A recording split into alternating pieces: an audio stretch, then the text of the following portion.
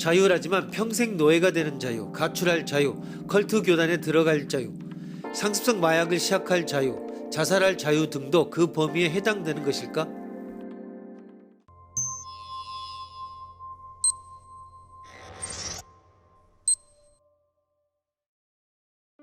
포르투갈 등 유럽에서는 마약 단속에 관해서 중독 환자에게 형벌을 과하지 않고 환자로서 취급하는 움직임이 확산되고 있다. 국제마약 통제를 주동해온 북미 등은 이 움직임에 대해서 형벌 사수 등의 입장에 반대하고 있다. 최근 미국 일부 지역에서는 대마초를 합법화했다. 이런 실제적인 움직임 말고도 대마초에 대해서는 피해자가 없는 범죄라는 점이 지적된다. 만약 대마초를 혼자 아무도 모르는 곳에서 재배해서 피웠다고 한다면 누구에게도 피해를 준 것이 아니다. 그러나 우리나라를 비롯해 향정신성 의약품의 사용을 불법으로 간주하는 나라에서는 이런 행위도 당국에 적발되는 처벌된다. 피해자가 없는 범죄도 처벌이 가능한 이유는 뭔가?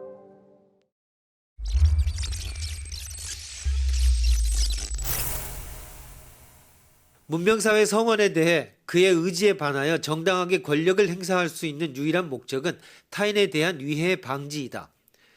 19세기 영국의 사상가 존 스튜어트 밀의 자유론에 있는 글입니다. 자유주의적인 패러다임의 기초는 자기 결정의 윤리입니다. 이 윤리는 행위의 도덕성을 개인이 자유로운 선택에 의해 다른 수행 가능한 행위가 아니라 그 행위를 수행하도록 결정했던 것에서 찾습니다. 선택 가능한 행위는 타인에게 위해를 가하는 일 없이 자신의 생명과 신체를 포함한 소유물을 사용 처분하는 일체의 행위입니다. 타당한 선택으로서 인정되는 것은 각각의 선택 사항에 대해 충분한 정보를 가진 다음 이루어지는 선택으로 한정됩니다. 이 조건들을 충족시키는 선택에 의해 결정된 것이라면 어떠한 내용이든지 그 행위는 도덕적으로 정당합니다. 이를 자기 결정권이라고 합니다.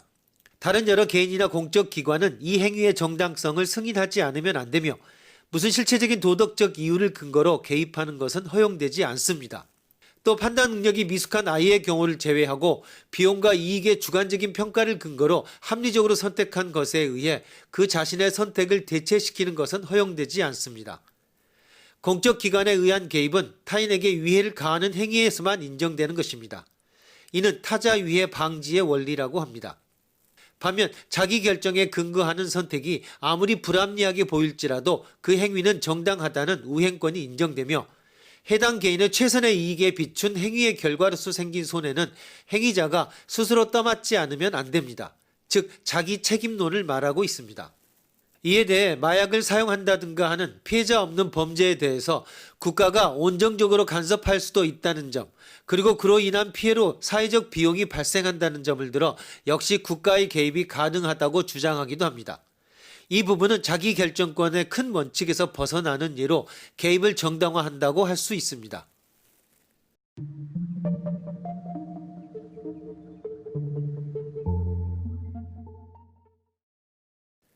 자유민주주의 사회는 자유를 존중합니다.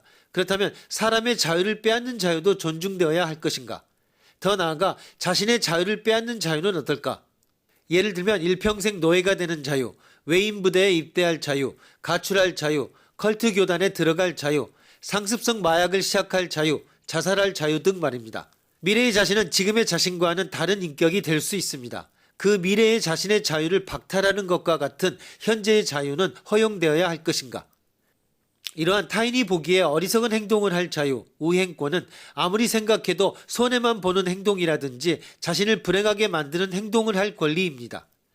타인에게 위해를 가하지 않는 한 아무리 어리석고 스스로를 상처 입히며 모욕을 주는 행위라도 타인, 특히 권력이 개입해서는 안 된다는 것입니다. 이것이 형법으로서 처벌되는 경우에는 피해자 없는 범죄라고 불립니다. 우행권에 대해 철저히 생각하면 당연히 피해자 없는 범죄는 본래 범죄일 수 없기 때문에 처벌 대상에서 제외되어야 한다는 주장이 가능해집니다. 그럼에도 여전히 권리일 수 있는가라는 논란이 있는 문제입니다.